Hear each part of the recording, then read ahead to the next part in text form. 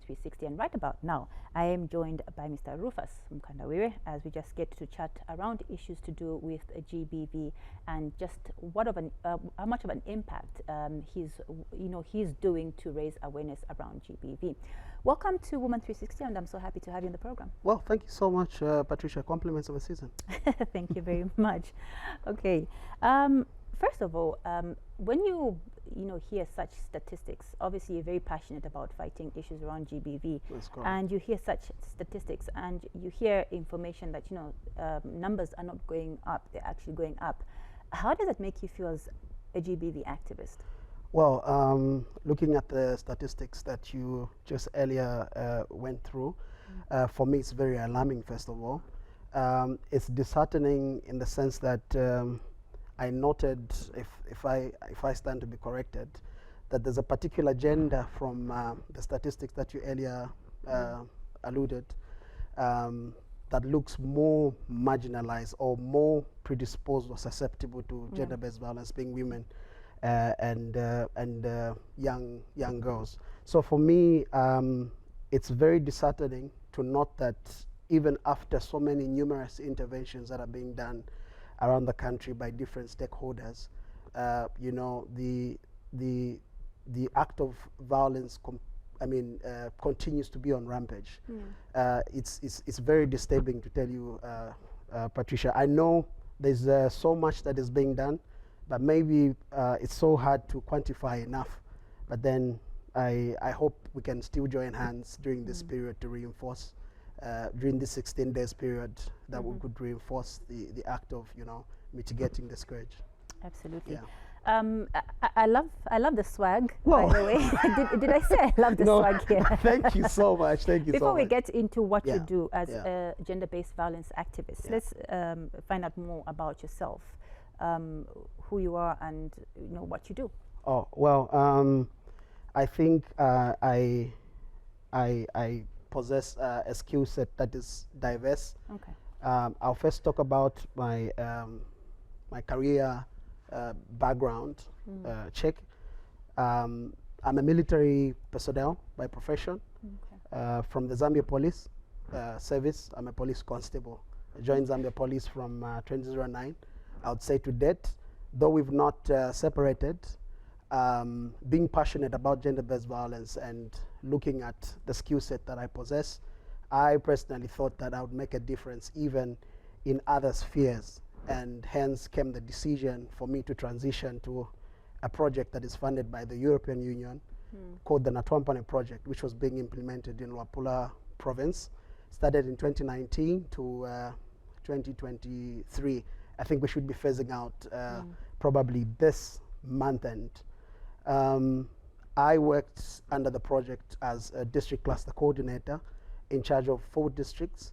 Of course, tasks or responsibilities were around, a survivor-centered approach, dealing with victims of violence, and coordinating activities to do with workshops, information dissemination of relevant GBV messages, as well as being a key player in reinforcement of the district development coordinating committees, particularly that are to do with gender-based violence. So my role particularly has been coordination, and I worked as an investigation officer under the framework of the One-Stop Center under the Mansa General Hospital, where I investigated cases and ensured that justice really prevailed in terms of survivor support, where survivor support is concerned. Of course, working in line with the global minimum standards, with which are the interagency GBV minimum standards. Yeah. Okay. Like I said, it's quite an elongated profile. Yeah. Coming to music. Keep going. People would love to know. Well, yeah. So coming to music, I've been passionate about music, but it draws as far back as 2006, when I first did my first single, which was not to do with GBV by then. I used to do road shows for Zamtel. I think I can date back and recall that I was part of the Recharge Your House at Manda Hill. I think I had an opportunity to mingle with the greatest comedians that we've ever had, the likes of Augustine Lungu, Bob Mkosha, and so from there, I had to grow my music to another level, having had been exposed to a sphere of law and enforcement, and that gave me an opportunity to dig through and just do my career path. And then not until I identified who I was, and not until I learned that I can actually contribute to sustainable development using music as a medium for mindset transformation and behavioral change. And of course, I worked with quite a number of producers. I worked with Soft Entertainment, Mwelwa in Mansa. I worked with Easy Jones. Those are guys that are just in the background and doing very good stuff for music, conscious music. Yeah. So Patricia, my passion really is to see that we have a type of youth that is ready to contribute to the Sustainable Development Goals and many other conventions, even to do with the UN Resolution 1325 of 2000, reinforcing women participation in different dispensations, being political, being different spheres, knowing that women can also make a difference in our country, and particularly globally. I like the fact that you sound so passionate about a GBV, and at the same time we are struggling to lower the numbers. Isn't that frustrating for you, when you're trying to push a certain agenda and you don't seem to be seeing the results? Yeah, it is very frustrating, first of all, if I would put it. But then I thought maybe if we had to wear a face that is multi-sectoral, a face that is able to, transition to a level where we understand that the cycle of violence does not end at just prosecution of cases. The cycle of violence also, extrapolates and looks at how well the survivor will survive after this particular person has been prosecuted for an atrocity that they committed. That is to say, how empowered would this survivor be, after all processes have been exhausted. I'll give you an example.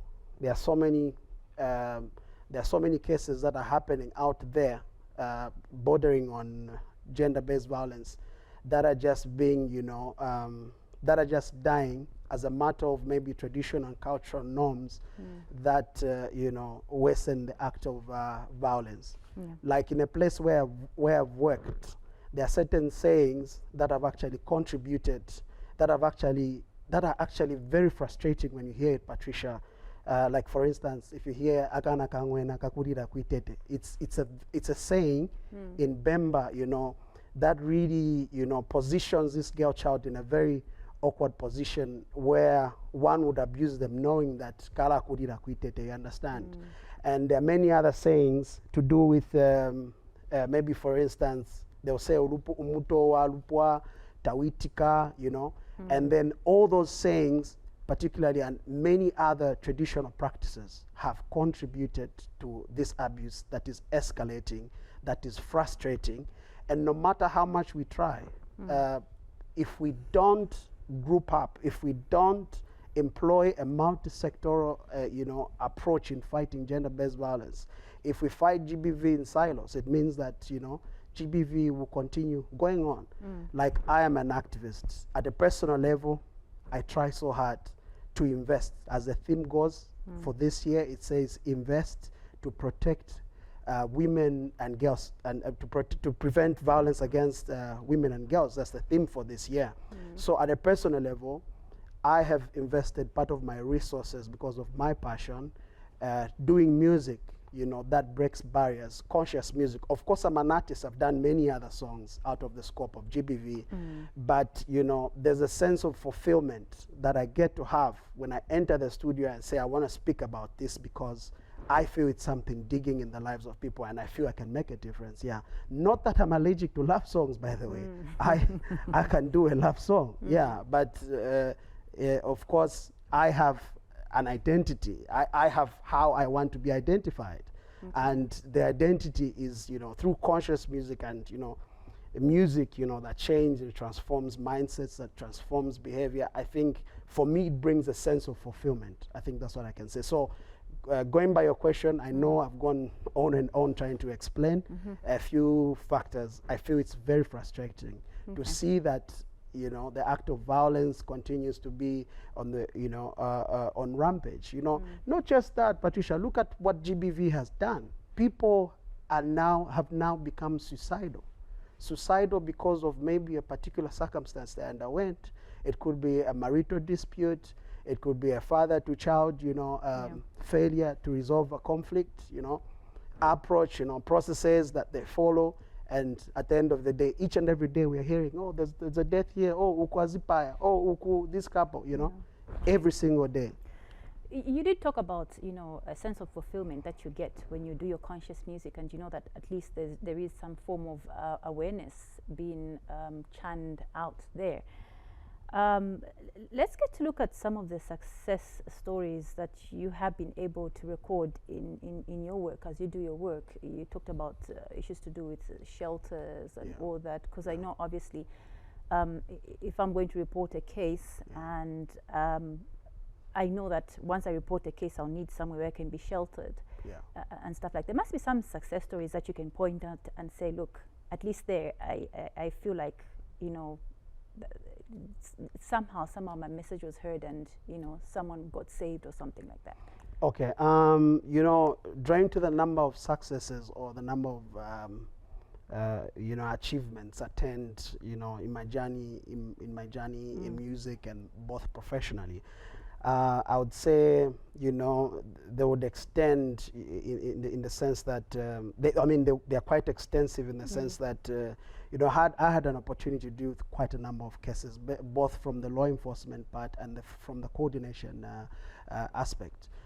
Drawing from the law enforcement part, I think I remember, you know, I remember having had, you know, contended over a case of defilement, in which this case was quite complicated, where, you know, the prosecutrix, who is the survivor, got to be hostile in a particular case, and you know, for a law enforcement officer, you know, the key is to see that, you know, justice prevails. The course of not the punitive journey, but even the reparation in terms of how the survivor will be after the post-traumatic phase of gender-based violence. I remember securing safety for this particular survivor under the place of safety, because of course you understand it's very unusual to have a survivor to be near you know, a perpetrator. So it's very important, you know, to ensure that survivor needs are met, not just basic needs in terms of essentials, but needs in terms of security. So I can say from the professional point, I managed to secure quite a number of survivors who went at the place of safety due to different GBV cases that they were exposed to or they underwent. So there could be quite a number that I can recall, but I mean, I can't just evidently point at one and say, because it's been a span of, let's say, a number of years. I think over 8 years of doing the same work. So there are quite a number of successes. We are in a period where we're commemorating 16 days of activism against GBV. What would be your message to maybe someone who's going through GBV? In this case, I think from the statistics you notice that even men are not spared when it comes to GBV. So it could be either a male or female victim, you know, going through GBV, and just perpetrators and would-be perpetrators, and just, you know, relevant people that are involved in the fight against GBV. What will be your message?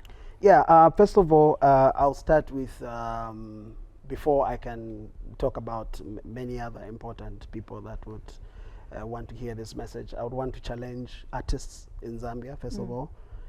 We're doing very much well on the music scene, but I think if we join hands to, you know, fight GBV with different messages in terms of music, I think we can break barriers. We can break barriers not just locally, but we can break barriers even internationally and make a difference. So I would urge and challenge artists to also look at the dimension of, you know, influencing change, through, relevant messages that will contribute to sustainable development in our country, Zambia. Then to the would-be offenders, they've got to watch out, because each and every day people learn, and now people are in the know. They know that gender-based violence is something they're supposed to report. People can report in terms of people that are undergoing GBV. They can report to any police station. They can also report to any form of leadership they have, for those in the rural areas, like the traditional leaders I was talking about. Most of all, the coordinated response centers, the one-stop centers in other places like Luapula, where I come from, they are dotted in all the 12 districts, so you can get comprehensive sexual, gender-based violence services within one roof. Yeah. Would-be offenders, I warn them that GBV will land them in a place which they would not like, and it's obviously jail if they're found guilty. Definitely a reassuring message for victims, obviously, that are going through that, and who might possibly go through it. Yeah. Thank you very much, Rufus, for gracing us on the show. Obviously, in the interest of time, I have to let you go. I wish we had more time to talk about this, but it's a pleasure being obviously we'll call on you at some point in the future. Yeah, sure. It's a pleasure being here with you. Thank you. Thank you so much. All right, thank you, Patricia. All right, this is Woman 360. I have been talking to Mr. Rufus Mkandawe, a GBV activist, an artist. He's a musician, and he actually sings music that spreads awareness on GBV. And obviously, we've just had a very interesting chat with him regards GBV as we commemorate 16 days of activism against gender-based violence.